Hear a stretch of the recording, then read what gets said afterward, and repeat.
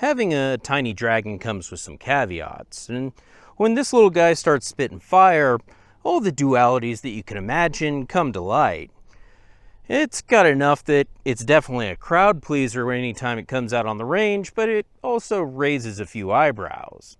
That being said, when you have a Maxim Defense PDX in your hands, you don't really care what other people think.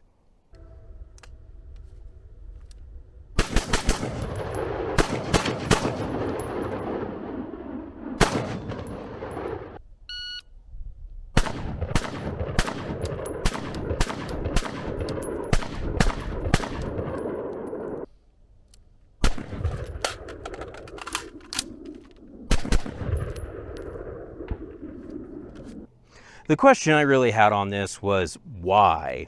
Well, according to Maxim Defense, it was the presentation for a request for proposal for a personal defense weapon, or a PDW. Now, PDWs are one of those things that get a ton of money and R&D dropped into them, like the P90, the MP7, and the PDX, only for the entire project to fizzle out, and then 5 years later it all starts over again. But that's a rant for another day. With the PDX, Maxim decided to present a 5.5-inch barrel, a specially condensed receiver extension and buffer system, more flame than the opening sequence of Top Gun, and, well, a danger zone for your fingers if you're not careful. One of the caveats that come along with such a small system like this is that it does not like to be ran dry, and the one time I did let it get a little bit dry, it choked on me, but admittedly that was my fault. There'd been almost 1,000 rounds through the system, and I hadn't touched it at all with any lube or even cleaning it.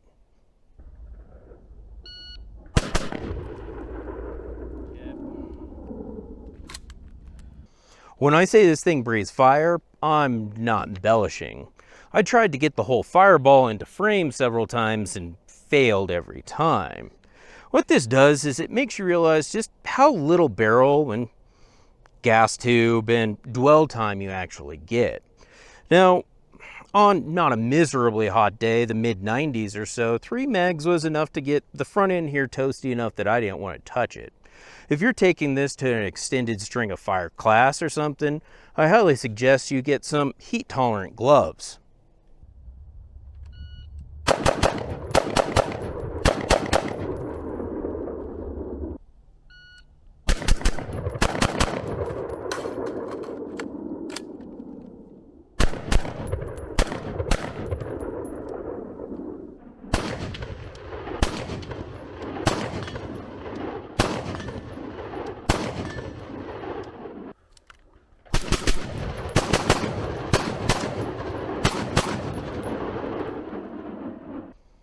Anybody who suggests that the PDX family isn't small is just as laughable as anyone who suggests that you're going to get a good cheek weld on here. And that was my primary problem with shooting this thing. From the bench with 55 grain Freedom ammunition and Norma, I was able to get 2-inch groups, which was pretty good, but from a practical accuracy standpoint, because my cheek and even my chin didn't really have anywhere to call home, I noticed that my groups opened up quite a bit, and I had a tendency to push the barrel down as I tried to manage that little bit of recoil that came from it. Well, the groups weren't as small as I would like to have seen or can actually do with other systems. Luckily, the controls on the PDX are really good and do help with this. The Radian Ambi selector is exactly the quality that you would expect from them, and the trigger is honestly one of the best examples of a single stage trigger on an AR out there I felt. There's very little take up, or almost none at all, and breaks at about 4¼ to 4 pounds. And the reset is very robust and super communicative.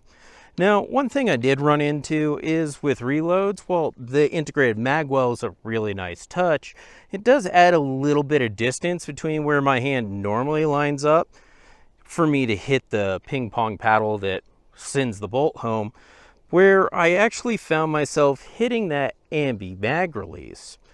This was more of a problem with my proprioception presets, then really anything wrong with this. I just need to get a little bit more time on this if I was going to use it regularly.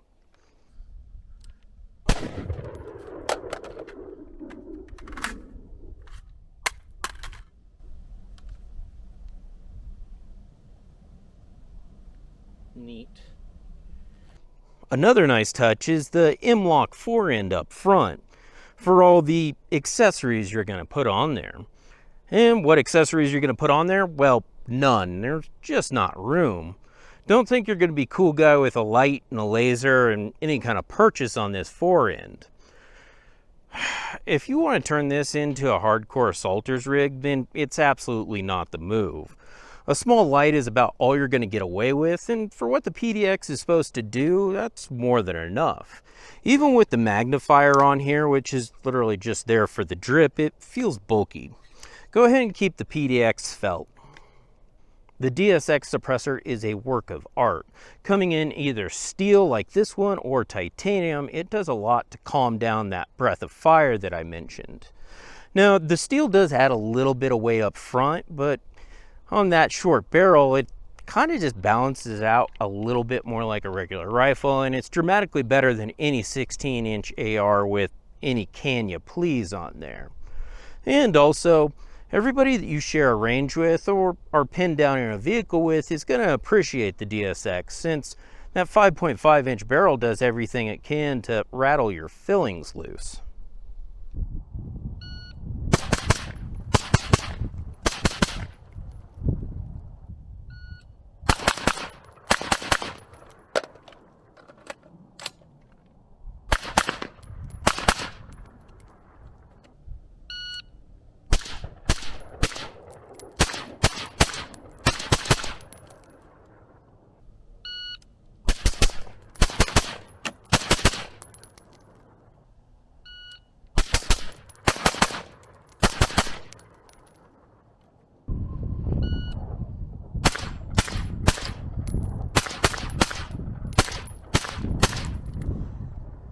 The PDX is not an everyman's rifle.